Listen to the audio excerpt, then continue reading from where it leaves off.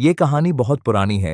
जब मैं तुम्हारी उम्र का था, शायद 15 या 16 साल का, हम एक छोटे से कस्बे में रहते थे। मैं रोज स्कूल जाता और वापसी पर बाजार से कुछ सामान लेकर आता। एक दिन वापसी पर मैंने रास्ते में एक बटुआ देखा, सड़क के किनारे पड़ा हुआ। किसी की कीमती चीज लग रही थी। उठाकर खोला। अंदर 2000 रुपए, शिनाख्ती कार्ड और कुछ रसीदें थीं। मेरा दिल दो तरफ जा रहा था। एक आवाज कह रही थी, ले जाओ, तुम्हारे घर में पैसे नहीं, अम्मी बीमार हैं।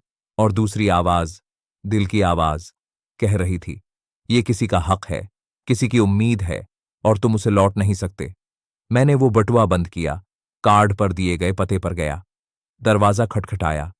एक बूढ़ा शख्स निकला, आंखें रोई हुई, परेशान चेहरा। मैंने कहा, चाचा जी, ये आपका बटुआ तो नहीं?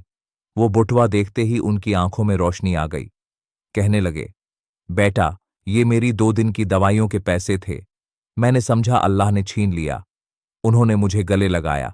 मेरे लिए वो लम्हा 2000 रुपए से ज्यादा कीमती इनाम था। इस दिन मैंने सीखा, ईमानदारी का सलाह हमेशा मिलता है, कभी दुआओं में, कभी इज्जत में, और कभी दिल के सुकून में। अगर दादाजी की ये सच्चाई पर मबनी कहानी आपके दिल को छू गई हो, तो वीडियो को लाइक करें, चैनल को सब्सक्राइब करें